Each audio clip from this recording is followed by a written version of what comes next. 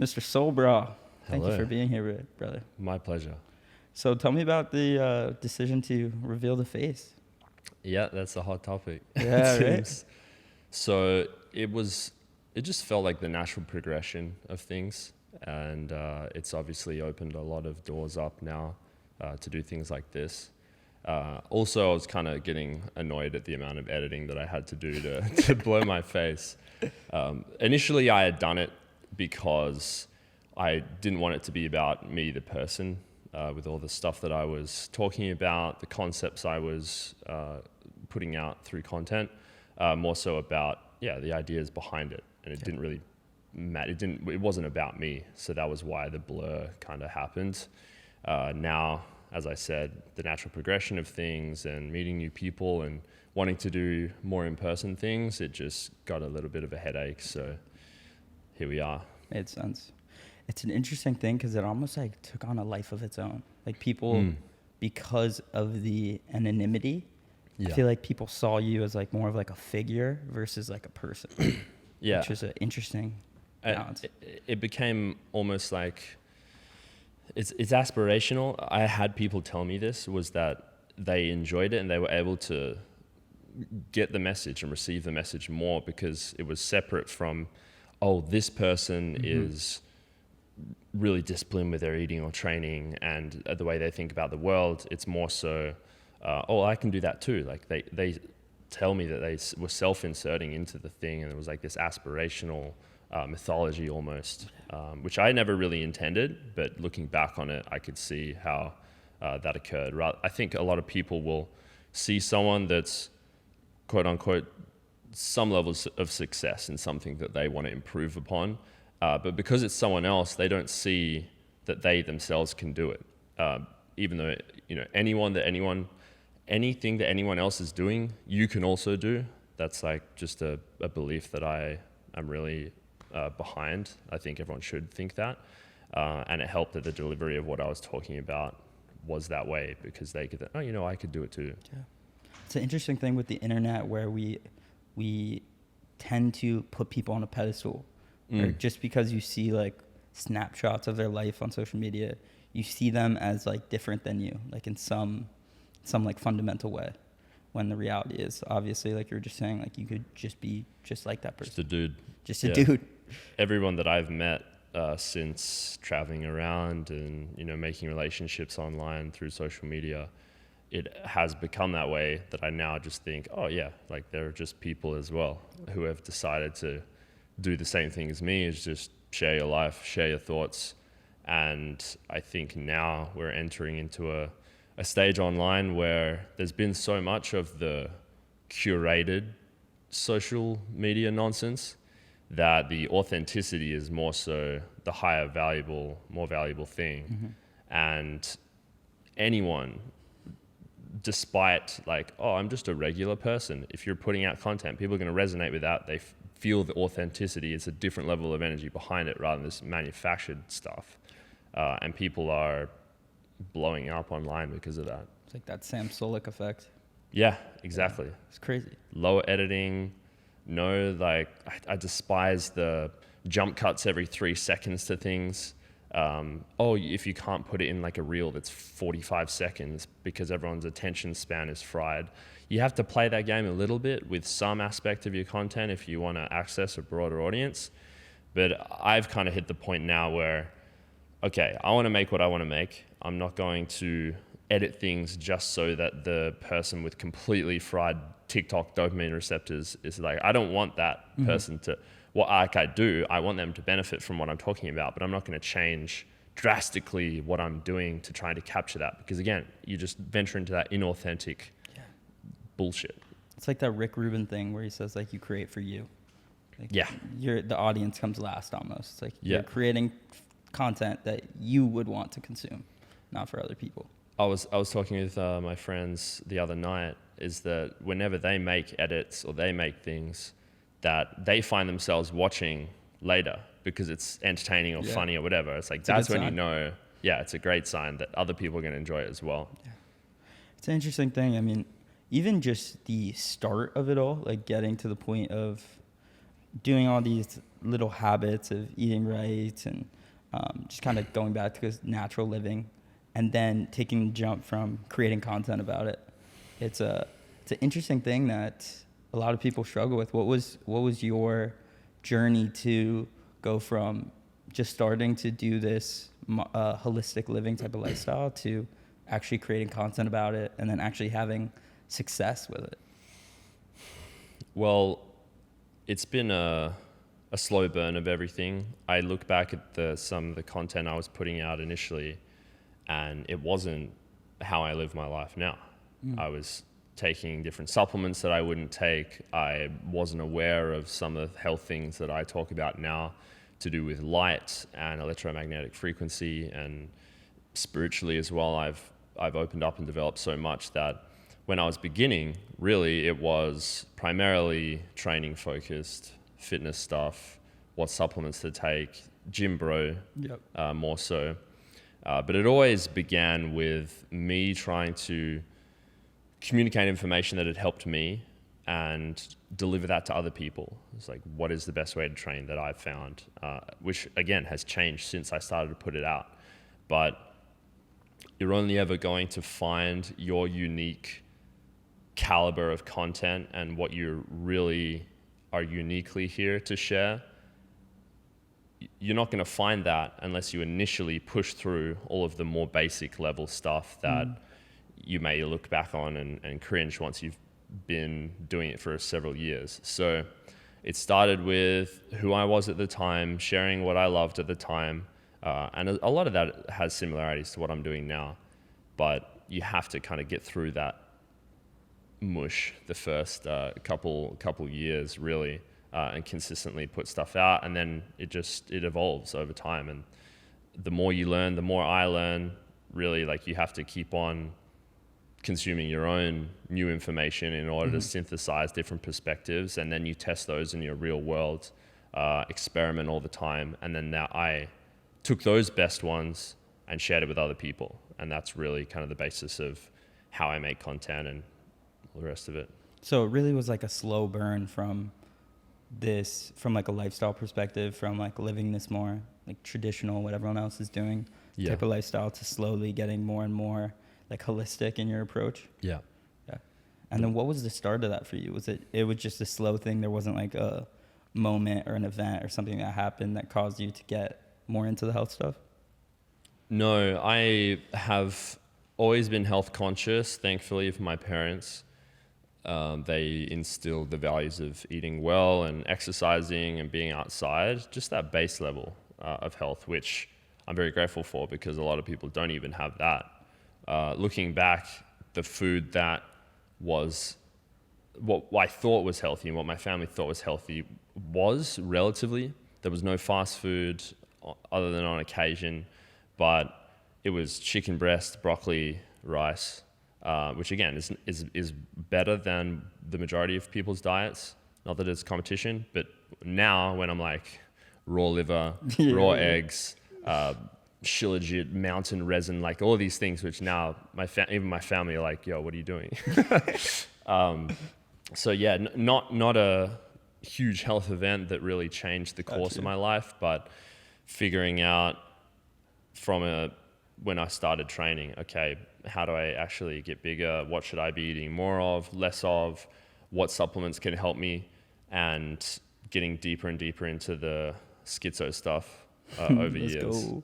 Dude, you had Twitter in an absolute frenzy. I think that was last week with the raw meat stuff. Oh, it's every couple of days at the moment. But yeah, people freak out about it. It's funny. Conditioning is very strong. So I guess everyone's rationale is that there's just like bacteria on the meat, and that could cause parasites and different health issues. Is that what the prevailing theory from people is? So there's a couple of perspectives that the, let's say, average person has about raw foods. So let's lay them out. The most prevalent one is probably, there's bacteria in there, and bacteria is always bad.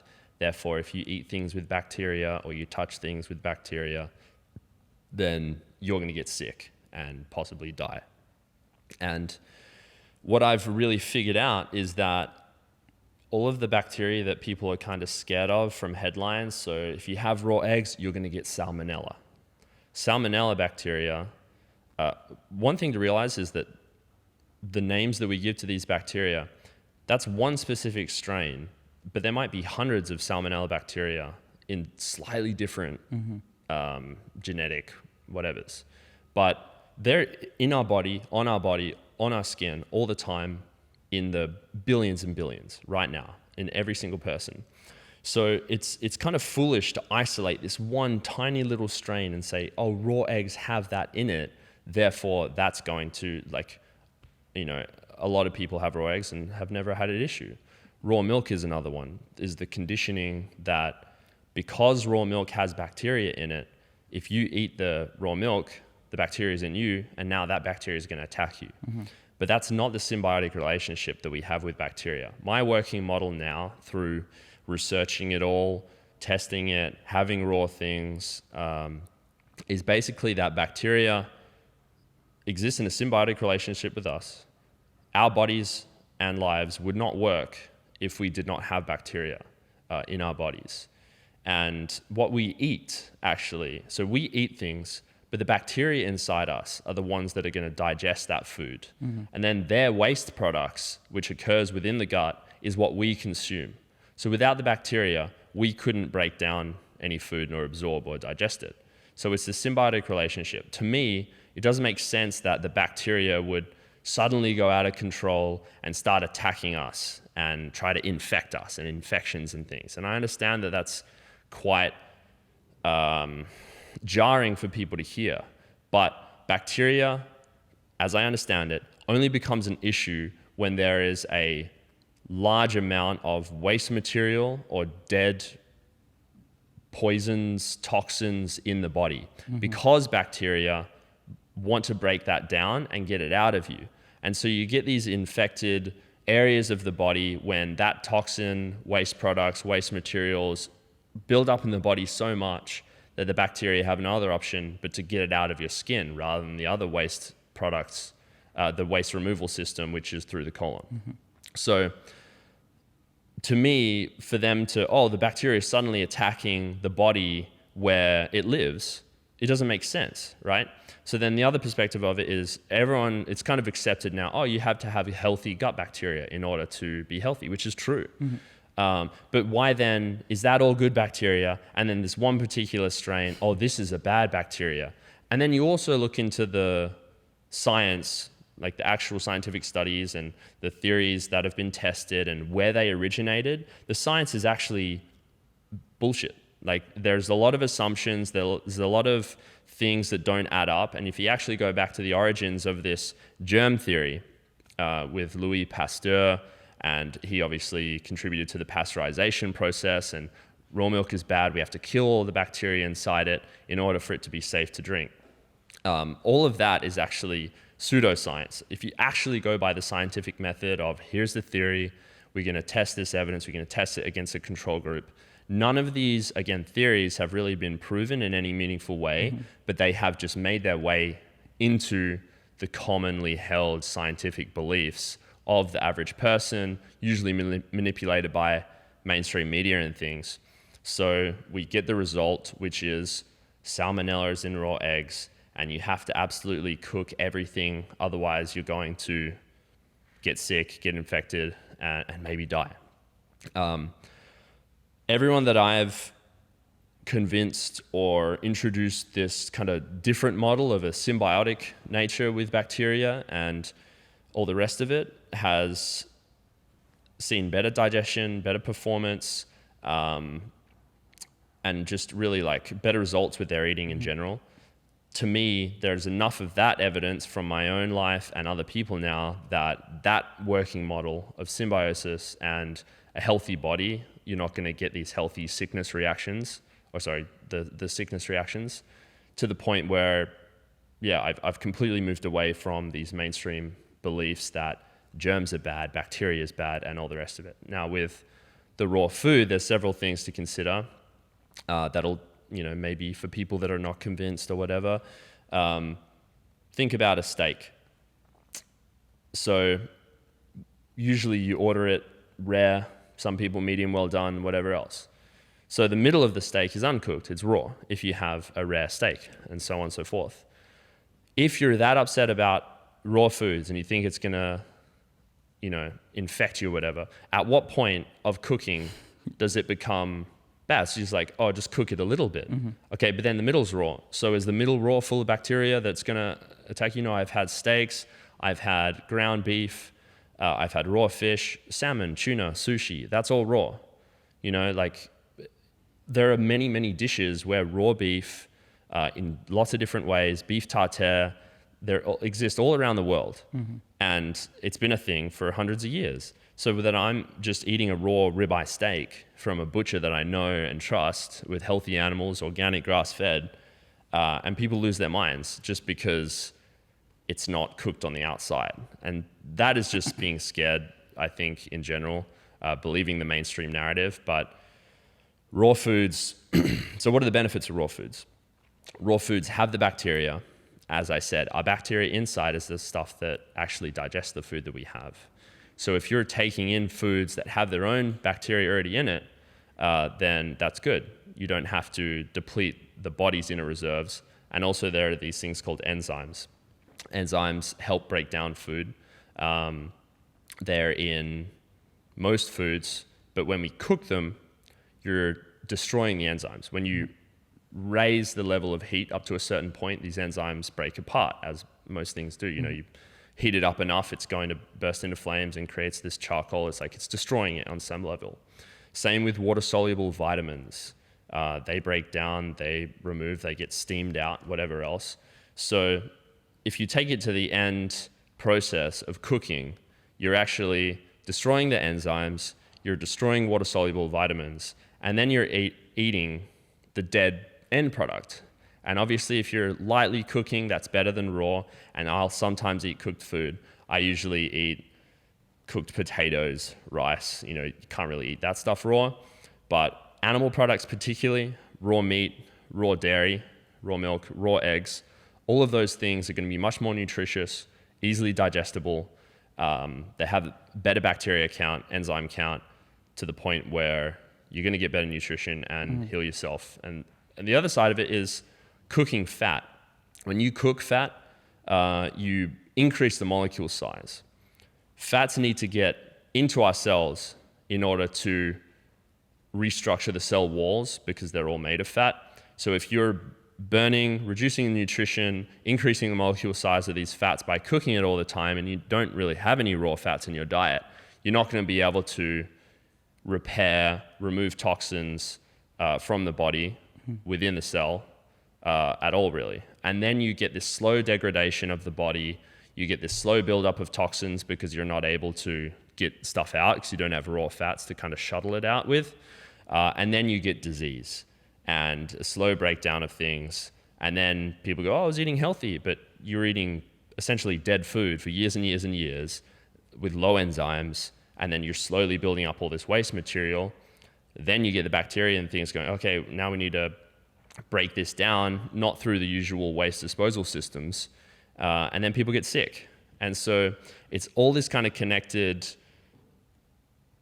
assumptions about food, about the way we live and disease in general that I'm investigating. I don't know all the answers, but I definitely can see when what are accepted models of health and truth are wrong compared to my own personal experience, my reading.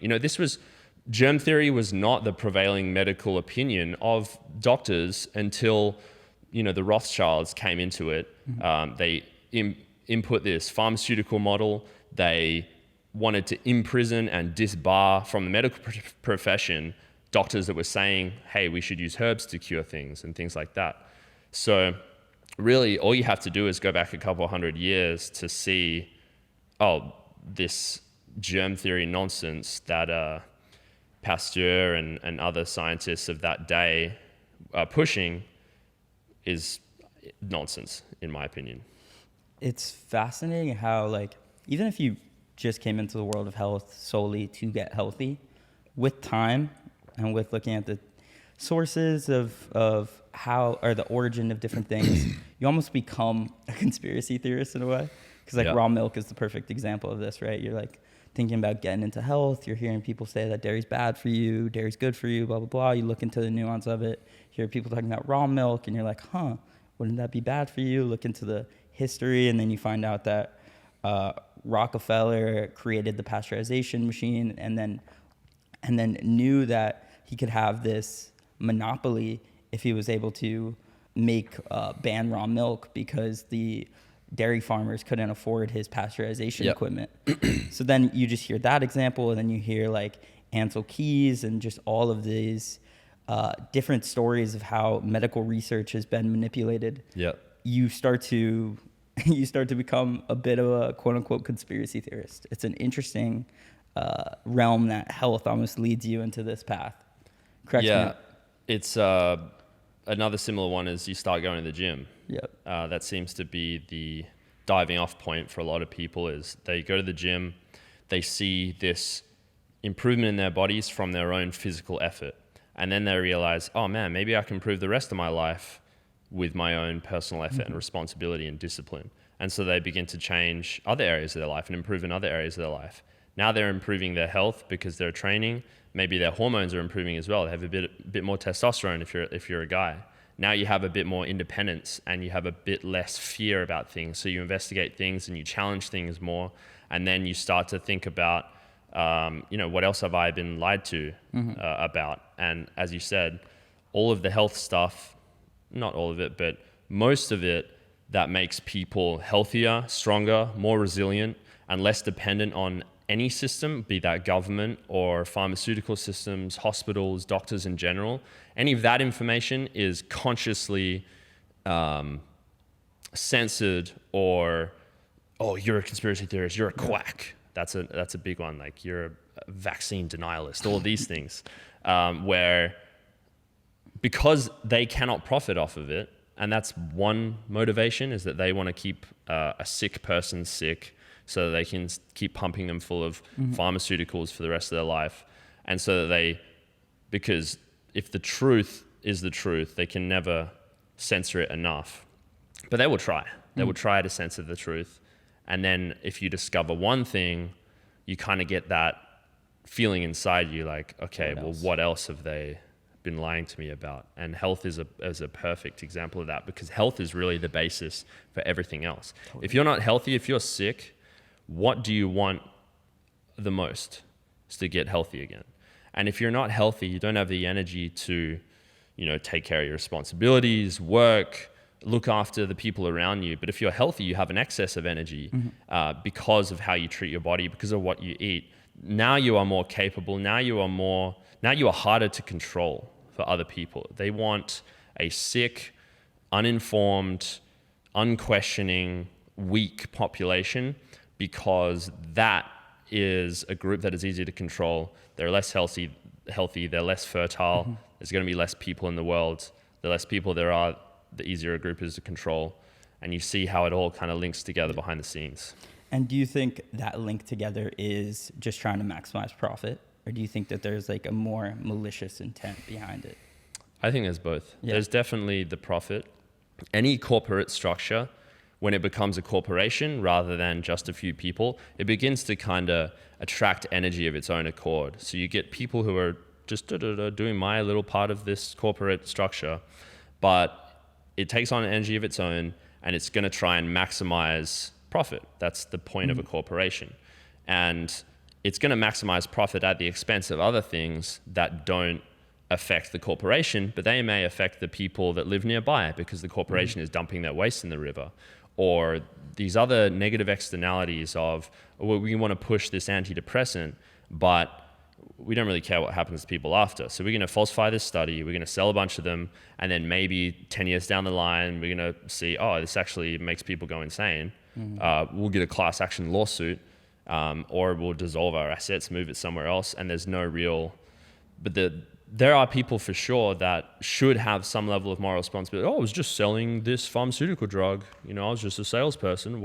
I didn't have anything. I didn't know.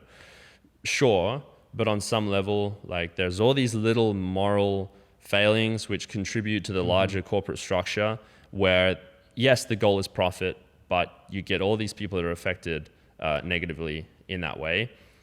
Plus, within those structures and above those structures, I do think that there are people who, for whatever their motivations are doing things intentionally in order to amass more power, control, and their own personal profit that results in, it's pretty malicious things that are happening. Like top brass at the pharmaceutical companies like Sackler, they knew that these pain medications were getting people addicted. And there are emails that you can go look up where they say, haha, like we're hollowing out middle America and these people are dying and we're profiting off it. Like that's evil. That's plain and simple. You know, these people with the last couple years and the experimental therapies that they try to push on everyone, it's come out that the studies were BS.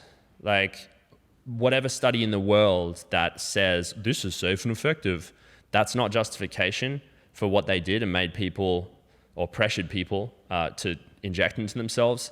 But even if you have that, they didn't have that. Mm-hmm. So they were intentionally falsifying this stuff in order to profit in the short term with no real recompense. Oh, and by the way, there's legislation that says these companies are not liable for anything that they do to you. So it's like, well, who made those laws? Mm-hmm. There's no real, at least in the Western world, government that's saying, hey, we're going to protect the people from all these things. Like there's just too many lobbying groups involved.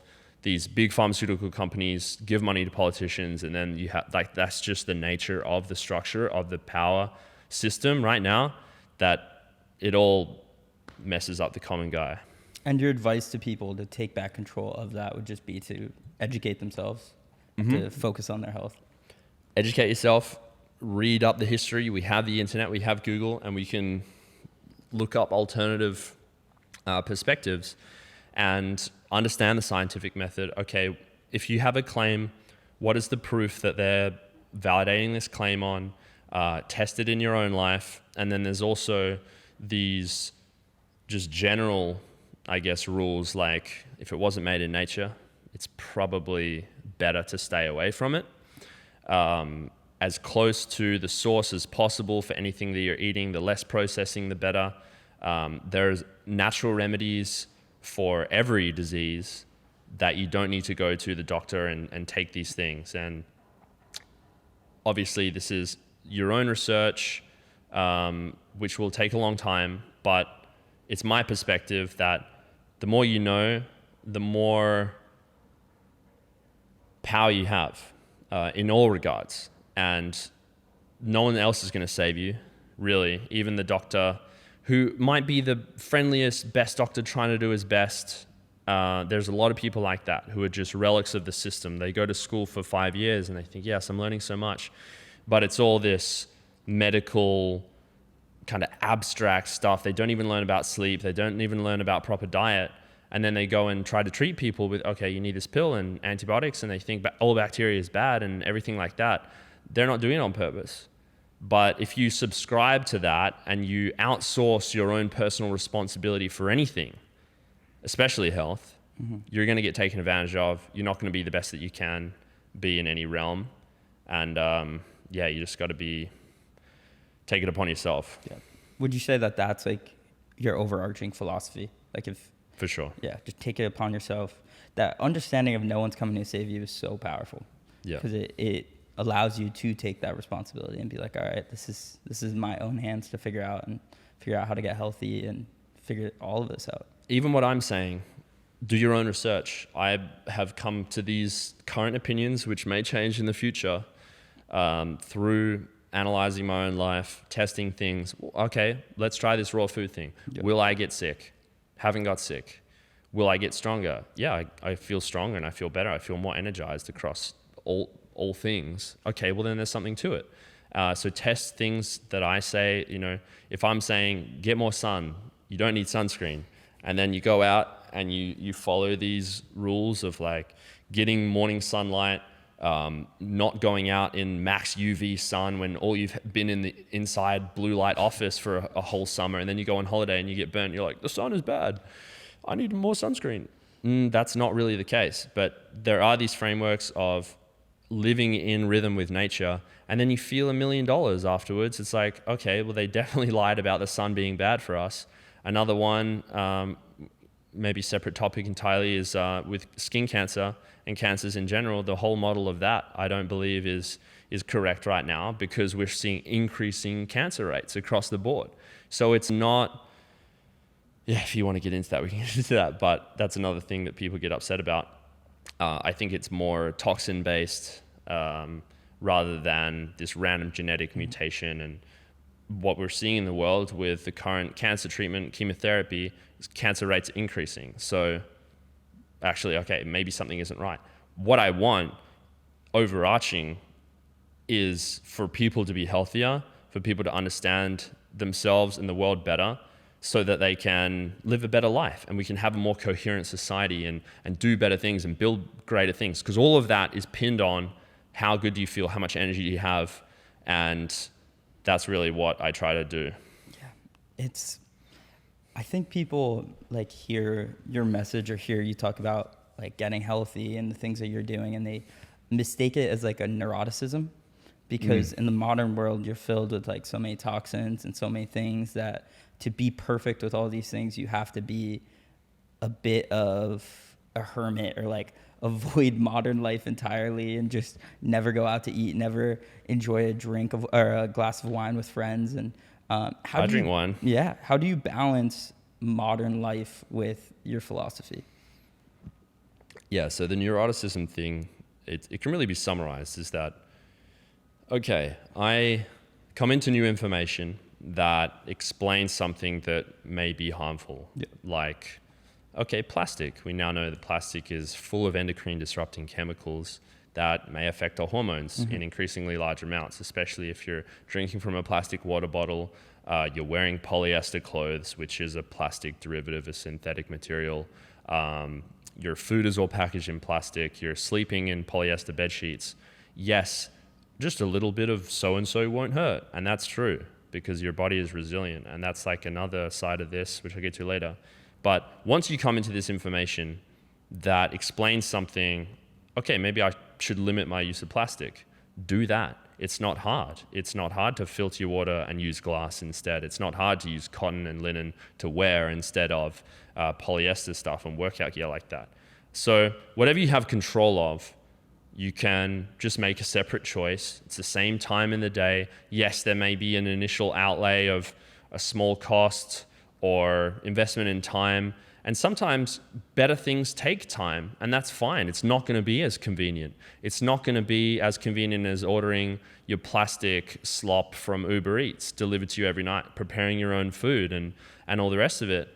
But that's the price. If you want convenience, you're going to lower in quality, lower in the health effects that whatever that lifestyle factor may give you.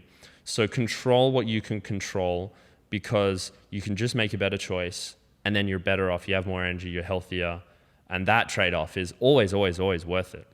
And then there's this initial outlay maybe of getting a filter, changing your bed sheets, trying to walk to work instead, but then it becomes part of your routine, and it's there and it's done, and you've controlled what you can control. I don't worry about things that I cannot control, because that fundamentally, that's just a mental thing that you can apply to everything. But with the health stuff, for instance, the cell phone towers around, it's probably not ideal for people to be close to cell phone towers consistently. I think we could all say that, yeah, it's probably the level of electromagnetic fields they're radiating. There's no long-term studies done on populations, and we're just putting up these 5G towers everywhere in metropolitan areas. Probably not good. I can't control that, unless we go blow them up in the middle of the night or something. We'll do that later. But if I'm going into a city, I'm going through an airport, whatever it is, like, I'm chilling. I know I'm strong, I'm healthy, I work on my health through the rest of my choices. So these small things that, maybe sometimes I have a plastic water bottle because that's the only option to me at that time. I'm not going to cry about it. That's just, it is what it is. That really is the perspective. It's not neuroticism. It's just having standards to control the things that you can control, and being disciplined and being like, nope, this is the way I want to live my life. And the other thing with this all is you have to, if we want a healthier world, a better world, we cannot contribute energy to the things that are making us sick anymore through convenience or through anything else. So if you let it go like a little bit and then it's a couple times a week, well, then you're contributing energy, your money, to systems of control and perpetuating them. Whatever you give energy towards, you perpetuate, you strengthen. So it really has to be like, okay, if we as a collective want a better world, a healthier world, then we have to support things that may be less convenient in the moment, but that's the discipline choice. It's going to make us feel better. And what do you want to support in this life? And that's how I view it. Absolutely. And I think that it's all about like building up that reserve of health, right? So that you don't have to be freaked out because you've done so much of the fundamentals that little bit of whatever here and there won't really affect you too much. Yeah.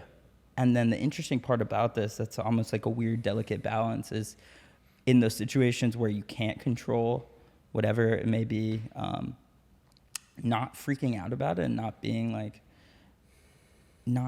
neurotic about it because we know how strong the placebo effect is. And I'm sure there's almost like a worse effect if you're eating seed oils and you're very aware of the negative effects of seed oils and you're consciously stressed out about that. That definitely seems like it's going to have a worse effect than if you were just not conscious of it to begin with, or if you even thought that vegetable oils were like the healthier alternative. So it's a delicate balance there. And so I really like what you said about just controlling what you can control and not really worrying about the rest. Yeah, so there's several things there. One, I don't think there's any point at which you should eat garbage seed oil, even with like, oh, I'll just placebo effect my way out of it. Like, just choose something on the menu that isn't fried in it, or fast, ahead of time, bring your own food in whatever situation that it is. I personally would just not eat it because I know that it's essentially engine oil. It's an engine lubricant oil. That's what it was created for initially. And then when the war finished, they decided, how can we market this to sell? We've got all this engine lubricant oil. They created a few of these false studies, the American Heart Association, and they said this low-fat alternative oil is best for you to cook in. And so you're essentially just like, imagine getting a big tub of bleach or some other machine thing from the garage and then pouring it into your pan and then cooking stuff in that. It's like, that's what's happening right now. So I'm not going to eat that. It's just bullshit. Yeah. The other side of it is the belief and the fear that we can have around things is going to change your energetic field if you're worried about things all the time. Again, control what you can control. Don't worry about the things you control. Don't worry about things you can't control because you can't do anything about it. But you can choose what you want to eat. And so anytime that we're upset, fearful, scared about anything in our environment, our energy field lowers. You're more susceptible to disease when that happens. Same with, the scientific kind of perspective is the placebo effect. But it kind of implies that nothing is happening. It's just a placebo. But the belief is the most powerful health tool that we have. And that's not to say that you can just slam donuts all day and be like, this is making me jacked. It's like there's obviously a balance, but you have to have the belief at a core level, my body is strong, I can heal anything. I can heal any disease that I have, despite what doctors have told me, because we see it. We see people get paralyzed in car accidents, and then the doctors, you'll never walk again. And then they walk, and then they meditate, and they visualize, and they trust their body to repair itself, which is all possible in all things. I truly believe that. And even if you, let's play out that scenario, you don't fix whatever it is until the end of your very life. Your life will have been better, happier, more productive, more energetic because you had that belief despite the end results. So the choice then is always to have the belief that anything is possible in your own life, health included, you can heal from anything. Cancers, think about what effect it would have on someone for a doctor in a white coat to come into a room with someone that doesn't know health at all and say, well, based on this MRI, you have 3 months to live. It's terrible. You're cursing them. And the fear and everything else that would put into someone that doesn't know any better is an aspect of the archaic medical system that I think is just terrible. It is terrible. And so I am a proponent of this kind of health philosophy that We can fix everything given the right environment, the best nutrients, and the belief that you can, because you could have the best diet in the world. You can think yourself into sickness as well. If all the time you're thinking, oh, I have this thing wrong with me. And that's the problem with diagnoses as well. Our bodies exhibit a particular symptom, which we can take as a indicative guideline. Okay, something's not right within my body. What can I do about it? There's pain here. Okay, why is the pain there? It's not your doctor listens to what you feel in that particular moment of time, just a tiny snapshot of time, this particular pain, and they go, oh, you have this condition, you have X syndrome. And then you're thinking all the time, I have X syndrome, I have X syndrome. This means I'm going to have these symptoms for life. And that in itself is a prison that people get locked into the health thing. And I think part of the reason people get upset sometimes or triggered when I talk about these things is it forces them to look at that kind of limiting belief system from a different perspective. And maybe they had a family member who had a health condition that they were told, you have X disease, you have chronic this, you will never do whatever again, you'll never run again without back pain. And they thought that and they believed that forever until they passed away or whatever it was. And then they hear someone like me saying, well, that wasn't necessarily the end. That wasn't, a death sentence or a jail sentence. And so they go, and it's this dissonance because that person believed that and they could have had a better life. Maybe the person themselves, if they change their belief systems. It's very hard for the human brain to accept dissonance like that and not freak out. And that's just where the hate comes from. It's like the internal dissonance when they're seeing a different perspective that challenges their personally held beliefs.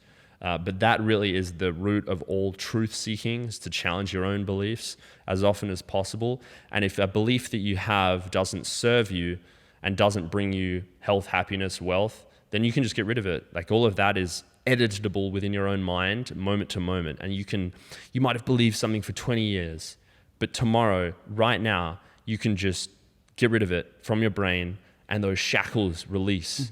And then that literally, like within that moment, you've changed your energetic field for the first time in years, and you may feel better for the first time in years. And yeah, that's how I want to communicate health in general. It's such a great perspective of like, it's more important what's useful than what's quote unquote true or what you've been told. Because I mean, like you were saying before, like even if it doesn't make a substantial difference, just the emotions and the way you move through life is going to be so much better focusing on what's useful versus what you've been told is true.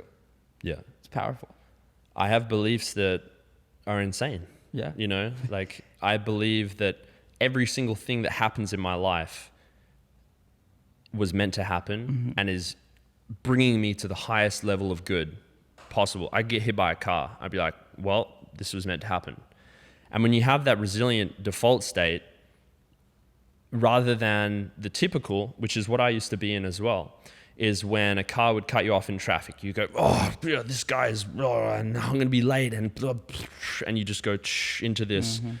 Everything that happens to you is now like that life antagonistically working against you. When you don't know whether that car cut you off and 50 meters ahead of that, this other guy would have blasted through the red light and T-boned you. Like you just don't know. And in my experience, what I thought was, when I didn't have the perspective, what I thought was a negative in that moment, for example, I didn't get a next round job interview at the big 4 consulting firms that I wanted to after university. I was like, man, am I just a loser? Like they don't want me in things. But then that forced me down this other path where I was able to have more time to start making content for Brah. And then it's like, okay, that was a failure. That was something that I did let get to me in that moment, but it worked out for the better. So you can just expand that perspective against all things to the real minutia, where you like spill a cup of water on some things and instantly I'm just like, oh, it was meant to happen.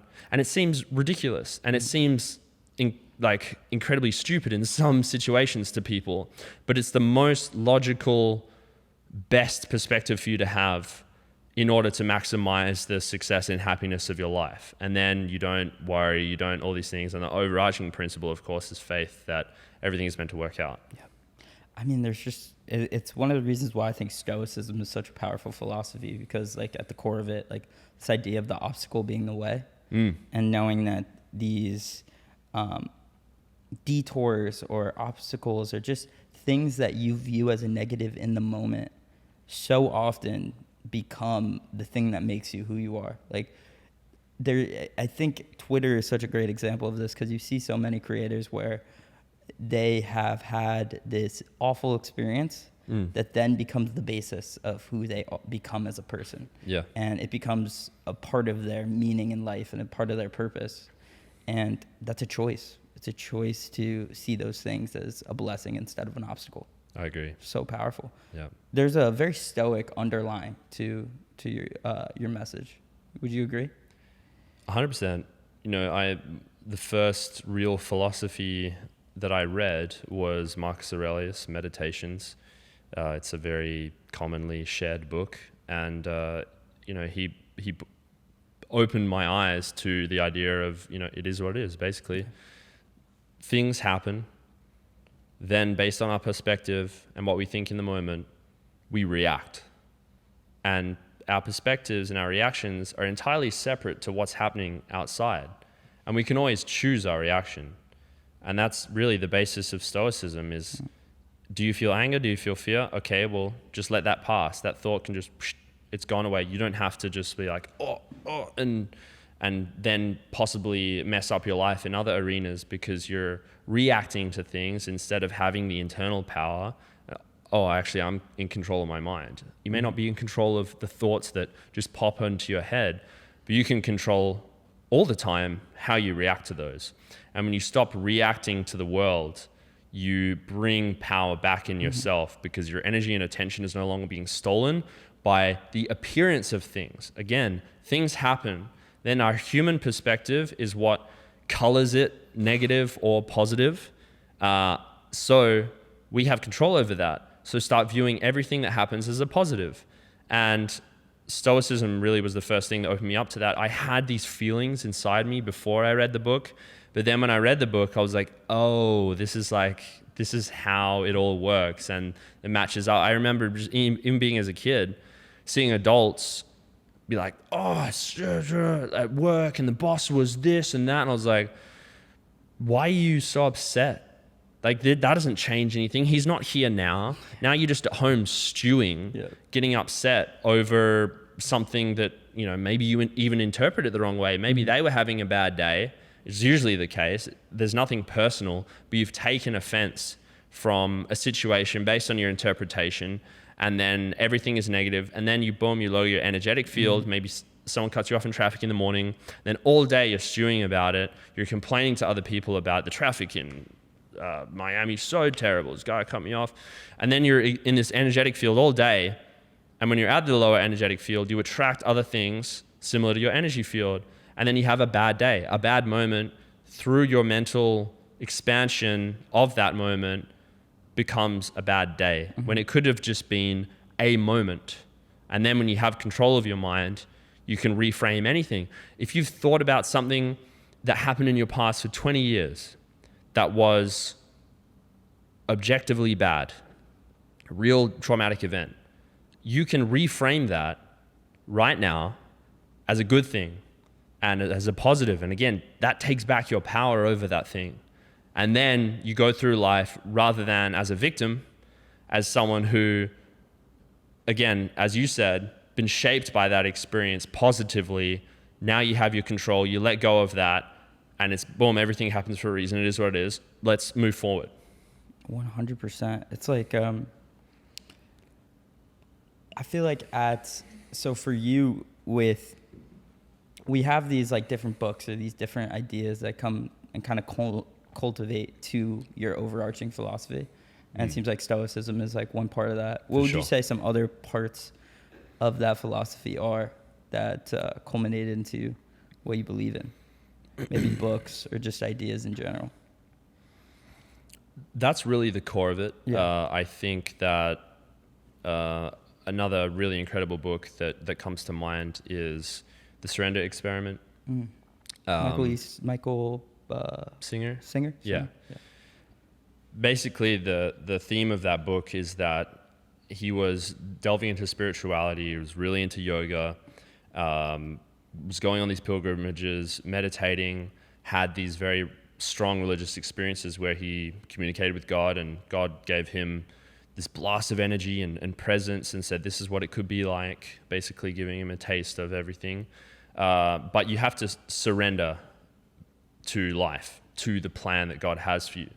And the whole book details his incredibly successful software company, family, all of these incredible synchronicities that happened because he stopped trying to control things and like grind and work and like, again, control what you can't control. All the rest of it was kind of just like, all right, I'll leave it up to God. I'll leave it to faith and it'll work out.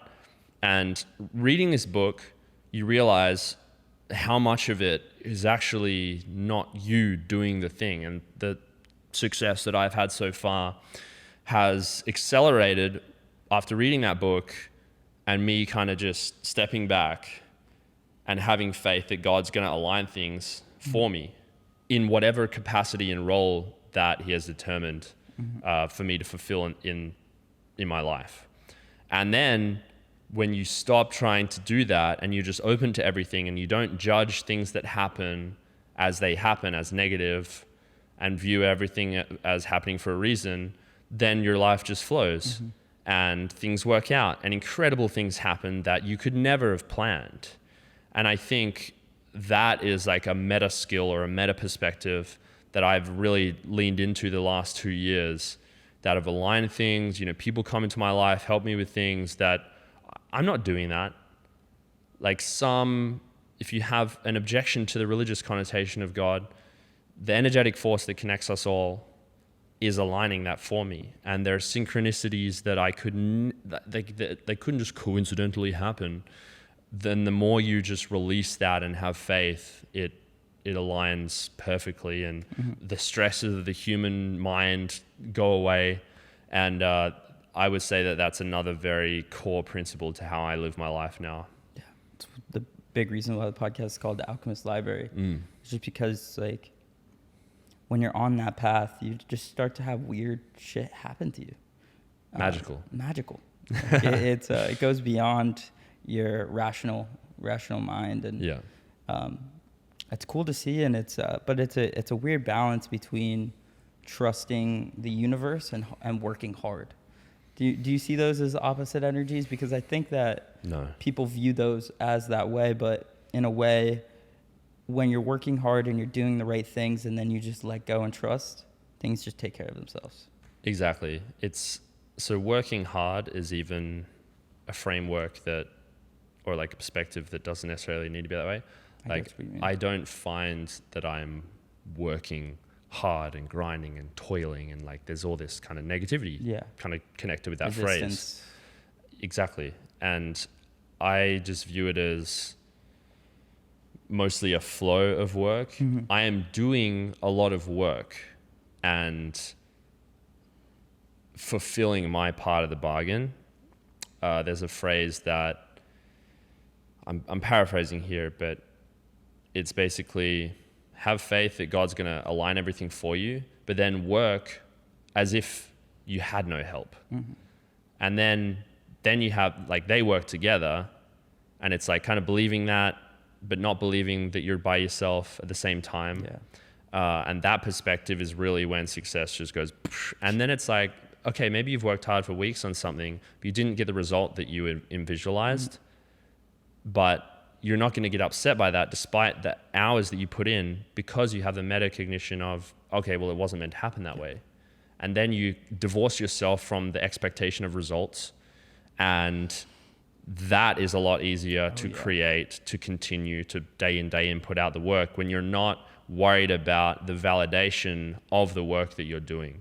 And the intuitive sense of you just get thoughts and feelings. You should message this guy this, or go down this street and go to this cafe today, just walk here, and then you bump into someone, and then it's like, oh, we should do a podcast or whatever it is. It's like those little impossibilities.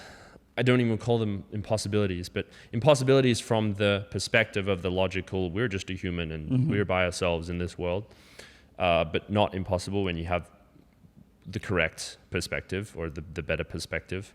That stuff unfolds, your work becomes magnified, your creative endeavors succeed more, and that's just a much better place for anyone to be. Yeah, that quote, God helps those who help themselves, is it's so true. And like you were just describing, once you do those two things, things just seem to take care of themselves. So God wants the most positive, great things to be created in this world. He's going to put more energy behind those that have the capacity to do that. So think about that for a second.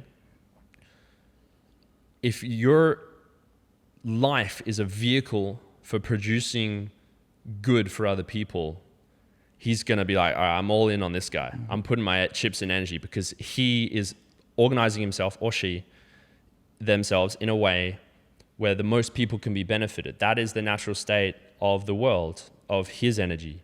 And if you're richer, you can do that for more people. And so money shouldn't be thought of as this bad thing. It's actually, now you have the higher capacity to build orphanages or fitness centers for the whatever. And so becoming successful is inherently spiritually validated in a way, because now you have the impact to help more people.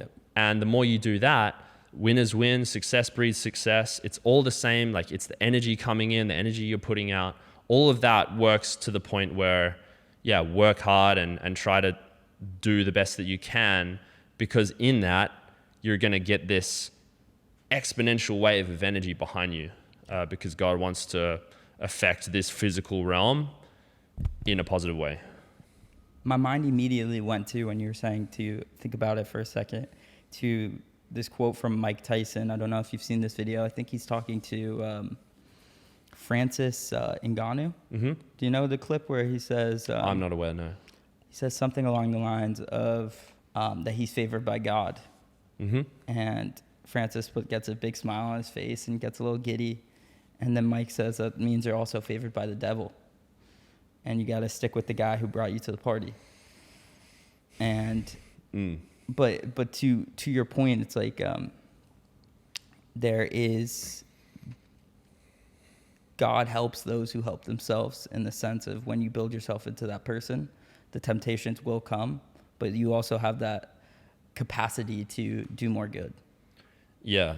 So when he said you're also favored by the devil, I think what that means is the negative forces that exist. I don't think that believing in a devil is necessarily the correct belief, but there is objectively situations and pathways that you can go down which would be worse off for the positive impact that you could have on the world, or introduce more turmoil into your life that would influence your capacity to do so, or increase the abject suffering that you have if you decide to slack off, do drugs, don't fulfill your responsibilities and disciplines. That could be said as the devil at work or whatever, or even just being discouraged in whatever you're doing. If you're just starting out, that same discouragement can strike at any point. And I guess that's what happens when people will achieve some level of success and maybe rest on their laurels. And with the nature of success, it's better, and it becomes exponentially better the higher you get. And so you should think about momentum. The effort that you put in when you have momentum behind you is going to be more impactful than the effort that it took to get the ball rolling.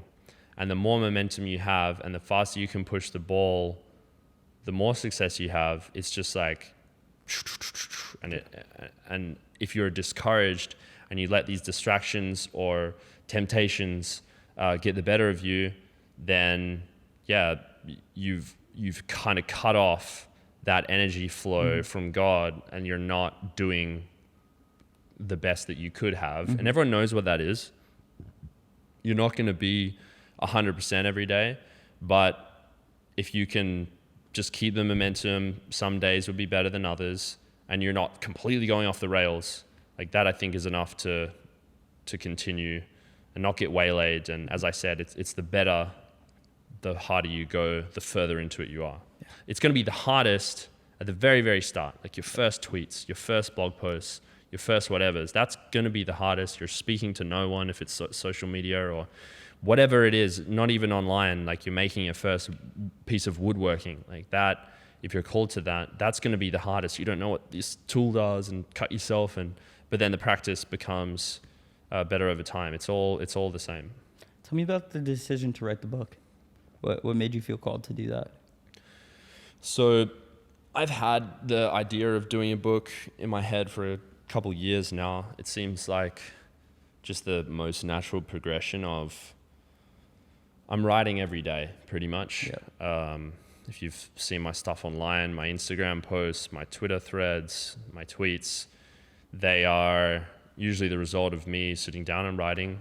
So I have several books worth of stuff written, and writing has been my main creative outlet. Obviously, I'm doing other things as well, but writing and encoding information. What is writing really? You're putting down letters and symbols onto either a electronic format or into a book on paper, and you're encoding energy and information based on how you arrange those symbols and words and sentences. Then other people around the world are viewing pixels arranged in a certain manner or words and symbols printed in a certain manner and going, oh, okay. And then they're unlocking something in their head. And it could just be from a tweet that I threw off while I was walking in the sun. But that has resonant energy within it. Like how I am as a person when I'm writing will change the effect that it has on someone. And again, like I'm reading meditations from a Roman emperor thousands of years ago. Like think about how crazy that is. I'm getting his direct thoughts put into a book, and then I'm opening it thousands of years later, and my life is positively changed because of that. So with all these bits of writing, eventually I wanted to make it into a book, and it just seemed about the time, with the face reveal, and it was just about time. I delayed it for so long, and then it just begun the process of creating the book and arranging all these bits of writing that I had, because I think just having the physical book in itself is something that's better than reading on a screen. Yeah, much more timeless too. Timeless, classic, and yeah, it feels really good to have it made and have people reading it, have it in their hand, and once they've read it, giving it to someone else. That's what I wanted to do. I wanted to create something that I could give to 16-year-old me of the past and download what I understand about the world now. Not a complete picture, of course, it never will be a complete picture, but what I understand about the world now and the fundamentals of reality that will improve someone else's life if they were to read it and start to believe some of the things that I believe. What surprised you when you sat down to kind of organize and go through the book process? How much I'd changed across when I'd written something even a year ago. There were some edits to make, like restructuring, and I was like, that doesn't really, I've developed and changed my perspectives on things. So going back, and the writing was good, but just to elevate it and change it in a way that was more relevant to how I see the world now.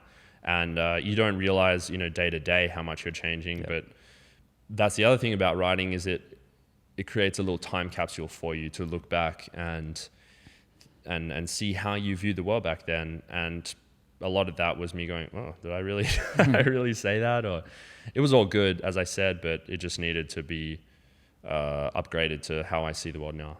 Did that give you a sense of pride knowing because so few people actually change or improve or constantly thinking about things in a different way and changing their opinion? Does it give you a sense of pride to look back and be like, damn, I've really grown as a writer in my thoughts and things I believe? I try to stay away from prideful thoughts, as that can get you into sticky situations. But I definitely had some level of appreciation for what I'd done over the last few years, for sure. Yeah, it's probably wise to do that, especially with social media where it's so unnatural. The the praise and the support and the likes. It's Yeah, it you can get almost to your need, head. yeah, it could get to your head. You almost need to be disconnected in a way in order to keep your sanity. Yeah, and the real key to that is, how do I feel about the work that I've done, and how do I act in the face of God? And like, that's really the only thing or person that you should answer to, is like, how have my actions aligned with what I know I should be doing and what kind of person I know myself to have the capacity to be. And sometimes you'll ace it and sometimes you'll fall short. And just understanding that, yeah, like having pride when I'm not 100% perfect. Okay, I love myself, I have confidence in myself, I believe all these things, and I know I can do anything that I want, but I'm not going around thinking that I'm in that perspective, which can get you into tricky situations. 100%. The process of writing the book it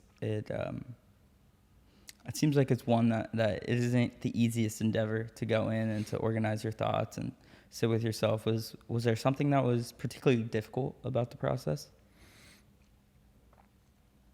So I try not to think about things in terms of difficulty, because there's just a sequence of tasks that need to be done in order to achieve something.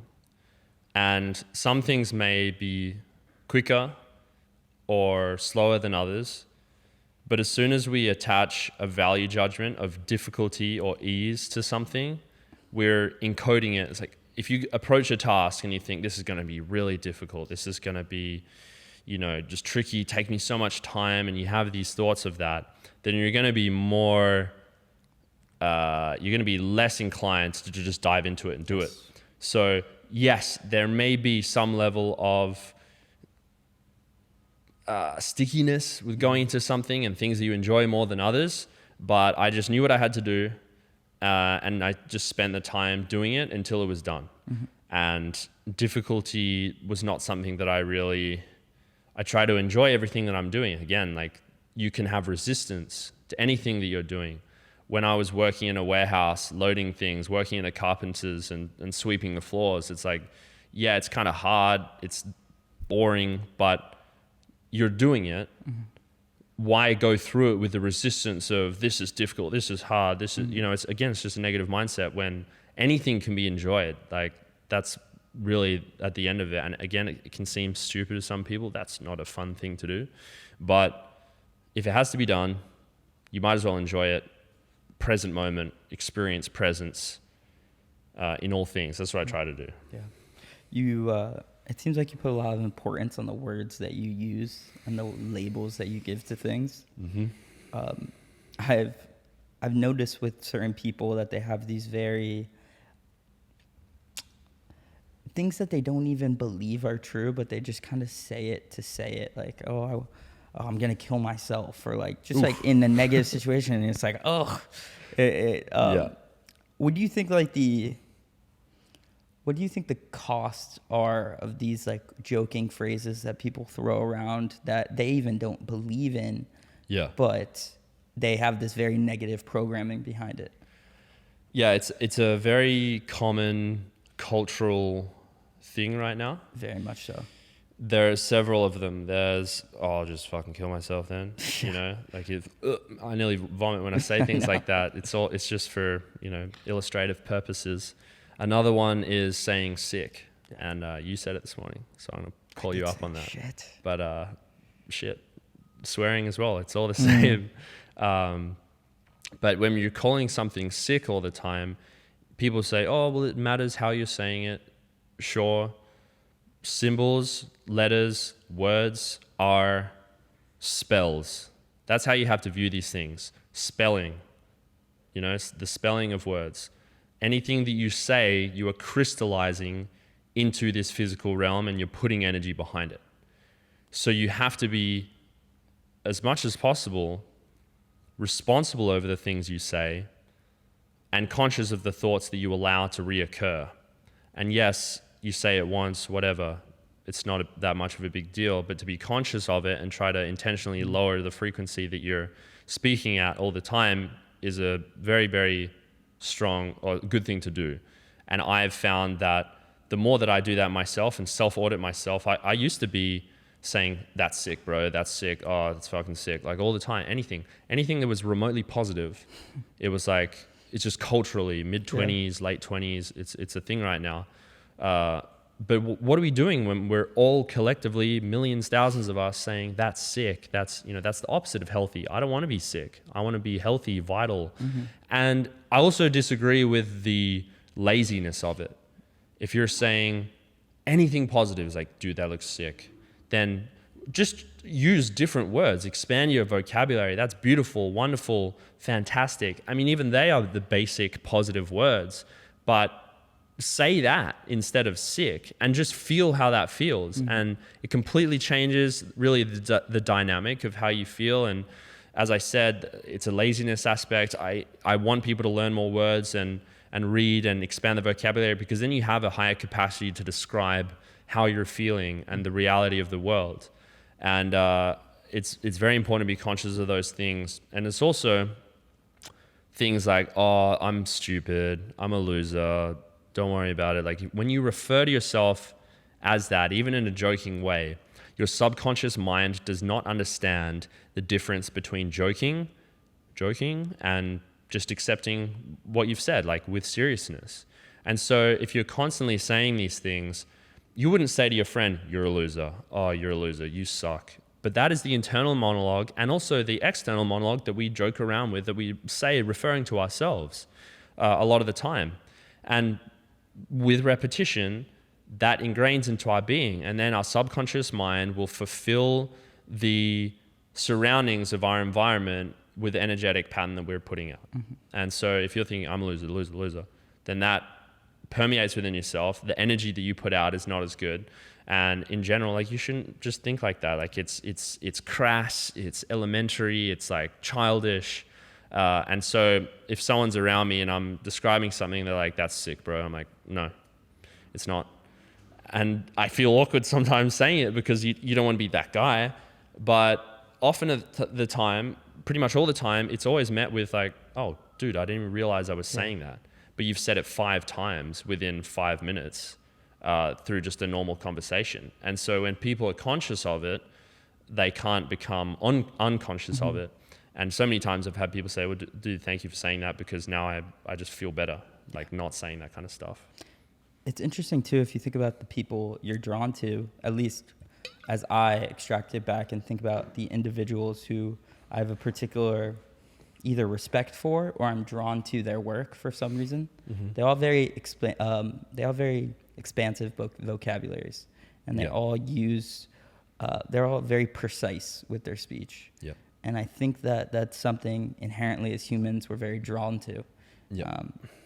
And there's something there that, like what you were saying before about like your spell casting, it almost puts out a positive spell that draws people more towards you. All you have to do to understand that this is a energetically real thing is, how does it feel when someone is, you're an effing idiot, you like, it could be a random, could be a family member, could be a friend that's like upset with you or something. Like, how does that feel? You're like, oh shit, like it doesn't feel good. They have delivered a negative energy spell at you, and you can throw that off. You can have a positive energy field within yourself that kind of water off the duck's back. It doesn't matter. I'm not taking offense to it. I know it's their issue, not mine, but it still doesn't feel good. It's still a negative blast at you that doesn't feel good. And so we have to understand that in the same manner, how good does receiving a compliment feel? Like you're like, oh, smiling, like someone said, I look good, amazing. And that's just a different variation of how you arranged symbols, words, and letters to form a sentence, which you then crystallize into the world by saying it. And then that's really just an illustration of how words, spelling of things can affect the energy of things. And then you also look at political leaders and movements and their ability to rouse human emotion and energy through speaking. It's one person, what are they doing? They're speaking words. And based on the particular energy and words in the various ways, they can galvanize people to start wars. Like that's a magical spell. That's a that's magic at that point. So while we may not be inspiring wars and things yet, we have to understand that our words and everything else have an effect on how we feel and other people in general. There, like you described before, this is like it was a very slow process for you from getting this more conventional view to more and more of learning about these things, these philosophies, both on the health side and the mental side. What have been like the biggest movers for you that you think have had the biggest positive impact on you? Honestly, it's been books, reading other authors, Reality Transurfing by Vadim Zeland, reading Florence Shin, Neville Goddard. There are a bunch. I post about them sometimes on my socials, but really like sitting down, intentionally consuming different perspectives from books that have stood the test of time. They're obviously around for a reason. The Four Agreements by Don Miguel Ruiz. And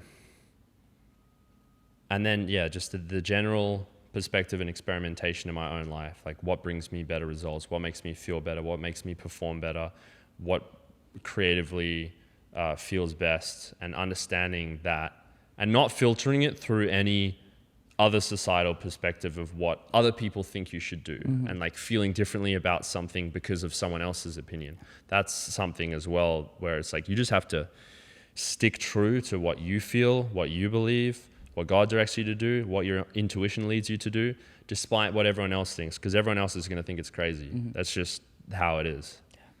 That's a hard one though for people. It's very difficult to get over that, the perspectives of others. It can be. Yeah. But you got to watch your language there as well. Yes. If you're reinforcing, again, you're calling something very difficult, you're calling something hard, sure, you can have that perspective, but then when you reinforce, it's actually easy for me to succeed. It's easy for me to only listen to myself. That is the most logical perspective that you should ingrain in your mind, because then that's going to manifest into reality. I mean, it's the truth. I think I should have been more specific in saying, yes, I think people view it as very difficult. And I wonder how much of it is it's actually difficult itself, or people just have this perspective that it is difficult. I will say that you definitely need a strong internal energy in order to not let that get you down. Because as tribal animals, we love our family, we love our social environment, our friends. Their opinion can matter to us. It's unavoidable, really, until you just build the resilience to be like, all right, this is more important than this thing right now, so I'm going to discard that. And this is the most important thing to focus on, and just practicing it. Like I wasn't as resilient, just like whatever, to start with as I am now. It's been, again, just practicing being more and more truthful and responsive to my inner self over time, becoming healthier, stronger. Like literally when you're healthier, you have higher energy, you have a better resilience to everything, to any stress, any distress, any other people trying to tell you what to do. If you're strong and healthy, you'll be like, nah, whatever. But if you're sick, you're much more likely or weak, you're just going to take that on board, because, at a biological fundamental level, if you're a strong organism, individual, you can leave the tribe. You can go get your own food. You can hunt. You can defend yourself. But if you're weak, you're much more reliant on the social structure of other people to keep you safe. The government. If you're relying on the government for money, then you're inherently weakened and less likely to challenge the government structure. A job, you're less likely to challenge the business structure because you're dependent on that for your money, versus starting your own business where you're your own boss. That's been another thing that's been helpful for me, is starting the businesses and not having a boss to tell me what to do or whatever. And now I can say what I want whenever. And there's no control. There's no, like, that freedom is the most valuable thing, I think. Such a good example of this is like intuitive eating, because when it comes to like that inner energy and that being able to trust that intuition, you need to first develop that base of health and of because you can't really trust your intuition from an eating perspective if all you know is Doritos and pizza and donuts. But if you're eating healthy foods and that's the basis of what you do, you can trust what your intuition is telling you to eat because your body knows best. But you need to first get that health in order to trust your inner compass, and then that intuition, like you were saying, gets stronger and stronger. Yeah, so what is a gut feeling? It's coming from your gut. The gut has neurons in it, very, very high amount of neurons, just like the brain does. It's literally a second brain. It just doesn't look like this brain, so we kind of separate it. But a lot of information is processed there, and it's more energetically. Your heart obviously being the center of emotional energy and energetics in general, but your stomach is also your solar plexus, your chakra there is processing energy and things. In general, when our health is lowered and we're sick and we're poisoned and we're full of toxins, our pineal gland is calcified because we're drinking tap water and fluoride. We're not getting any sun. We're not sweating, so we never can get rid of microplastics through our skin. All of that, you imagine an antenna that's rusty and covered in tarp and things, like the signal isn't going to get through as well. And it's the same thing with us. And when you have clean foods and when you're less processed foods and the microbiome and bacteria is stronger and better strains and all the rest of it, that is going to make it easier, and intuition is going to come through stronger. Just as that if you clean the antenna and you get rid of that garbage, then you're going to have a stronger signal come through. And that's why getting back to nature is so important, along with the diet and things. I like to sun gaze, which is during sunrise and sunset, when there's low UV, you stare directly at the sun. And people freak out about this as well, because we're told, you have to have sunglasses anytime you go outside, never look directly at the sun. But at sunrise, at sunset, I've done this, many other people have done this. Start slow, you just look at it for 15 seconds and then look away. Now I can stare at it for minutes and minutes and minutes and be completely fine. And it feels good. And what's happening is you're getting that beautiful red light, infrared light, directly through the eyes into the receptors. And it's delivering the light energy, but you're also getting some level of spiritual energy through that as well. And I find when I sun gaze, I get thoughts and things that come to me, which are intuitive directions, extra perspectives on things. And it's really a spiritual experience at that point. So doing things like that, swimming in the ocean, you're remineralizing the body. Minerals are electromagnetic. If you don't have the proper minerals in your body, you're not going to have the same energetic resonancy as you could if you were swimming in the ocean and absorbing those nutrients and those minerals through the skin. And then your body is more supercharged in order to be aligned with the natural frequencies that seem to result in the highest level of health and the highest level of spiritual knowledge and intuition. Yeah. That sun gazing has such a positive effect on your sleep. That bar none has been the biggest improvement in my sleep quality, has been by doing that. Yeah. And then what comes alongside of that is waking up earlier. And I'm curious your thoughts on this, but for me personally, I've noticed whether it's in like my writing or my work, there's a certain energy that's in the air in that early window of the day before the rest of the world is up. Is that something you've noticed at all? Have you thought about like what that may be or what's going on there? Yeah, so I believe that it's either 3 till 4 or 4 till 5. I think it's 3 till 4, which is energetically the actual start of the day.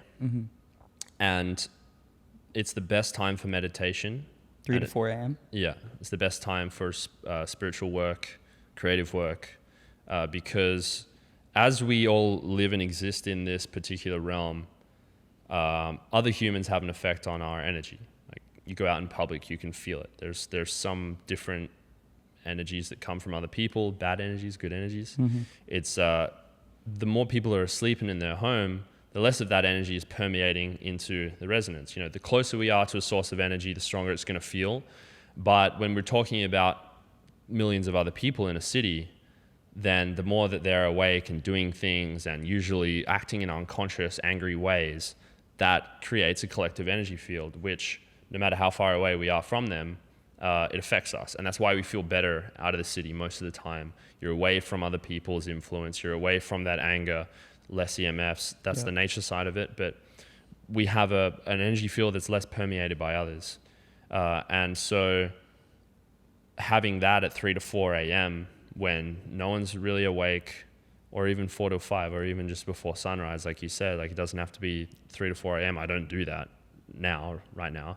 But all of that means this environment, it's like been historically viewed as the best time to meditate, because less people are up and about, you have less shit going on, there's less noise, and you can just be present and be with God in a lot of different ways. I always crack up when people say like New York City has a special energy to it. Oh, it definitely does. And I'm like, yeah, that energy is an overactive immune system because your body's freaking out. Yeah. Because of all these people and buildings. It's funny. Rat energy. Yeah. Just like, yeah, everyone's all on edge because there's just too much going on. It's like I even feel with myself in a big city. It's like you're just on edge because there's a lot of stimulus coming at you. It does contribute to raising economic value, which is what a lot of people go to New York for, is that finance side, that grind side. That doesn't necessarily mean it's a good thing all the time, but having the people and that energy there, some people will go there because that's the kind of excited work energy that environment creates. But it also means that you can never really chill or rest. And that's not a good thing for your body to be in long term. And there's a lot of arguments to say that it's not where you have your best work, because I remember living there. I lived there for 4 or 5 months in Soho. I was a few floors up, but still get woken up in the middle of the night from a homeless person just screaming, and it sounded like they're right outside my window. And you know, they're on the ground floor, obviously, but like that's not chill. That's not going to be good for your nervous system. And I was doing all that I could, hitting the sauna, eating good farm food still. But when you look around, you see EMF towers, mobile phone towers, literally above, like right on top of where someone's sleeping. Like that's going to mess you up no matter how healthy you are. And that's why a lot of the stuff that I talk about in health, it's like if you're in an environment that's naturally healthy, you don't have to go out of your way to be healthy, then you're just going to be healthier. And a lot of the time, if you're in a box in New York City or any of these big cities around the world, EMF tower on top, you're eating Uber Eats because that's the most convenient, there's no farms around you, like you're going to be unhealthy compared to somewhere like Costa Rica where there's less development, you're naturally rising and going to bed with the sun. It's all in nature, you're swimming at the beach. That's obviously, like, you don't have to necessarily expend any more energy. You're just living in an environment which is naturally healthier. And if you have particularly bad chronic health issues, yes, you can do your water filtering, get better food, but an environment shift is going to have the biggest drastic change, positive. It makes health so much more effortless when you're in a warm weather place that's just more connected to nature in general. It's like you don't have to be so on top of things because things just naturally occur. You're naturally waking up with the sun. You're naturally grounding. You're naturally going in the ocean. It's an interesting way to live. And I've thought a lot about like seasonality lately and about the seasons of both in terms of like work sprints and also in terms of being in like cold weather places and what maybe some of the value in that would be. You've obviously are somebody who has been for a while now very connected towards the equator, towards warm weather type of places. Do you think there's some value in going to a wintry place and really just focusing on work for a little bit? For sure. I mean, there are periods where I'll be doing more work. Then there are periods where I'm doing more things like this, or just chilling out a bit more, maybe training in the gym more.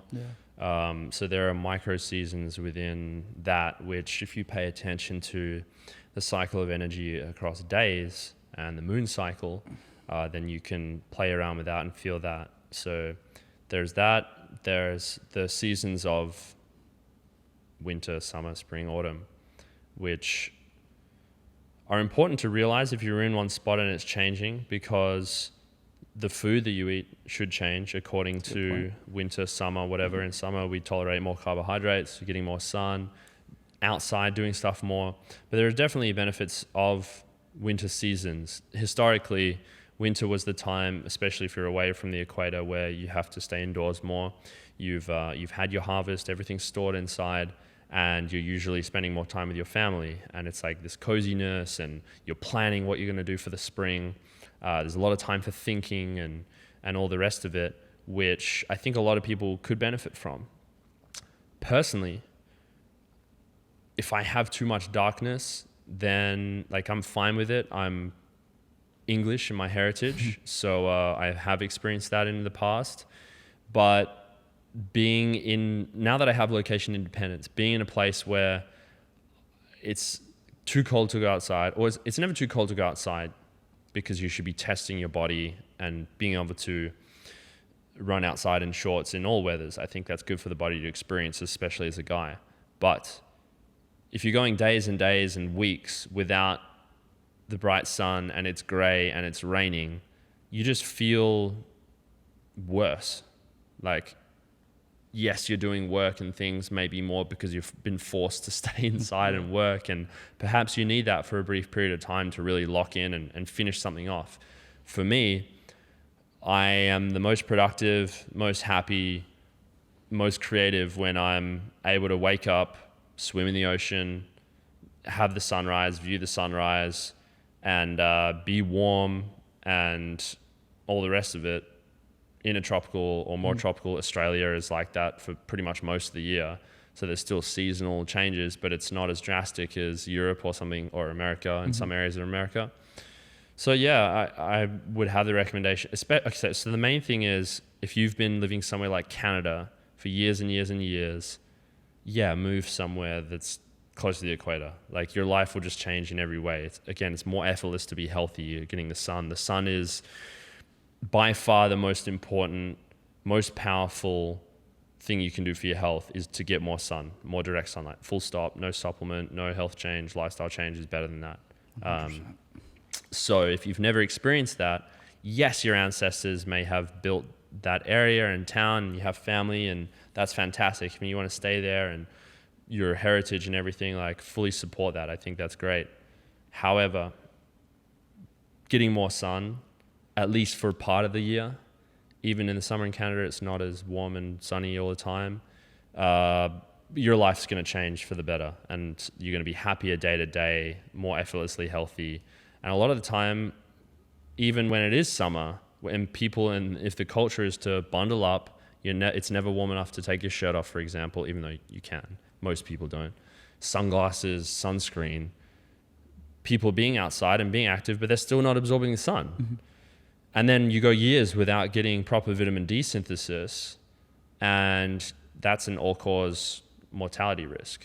So, these are all the things to consider in where you live. Me personally, I feel better in the tropical environment, and I'll continue to be that way. But then I'll go to Europe in the winter for a few weeks of skiing, for example, or staying in cozy English farm, and I think that has its bonuses sometimes. 100%. And so you've almost objectively achieved a level of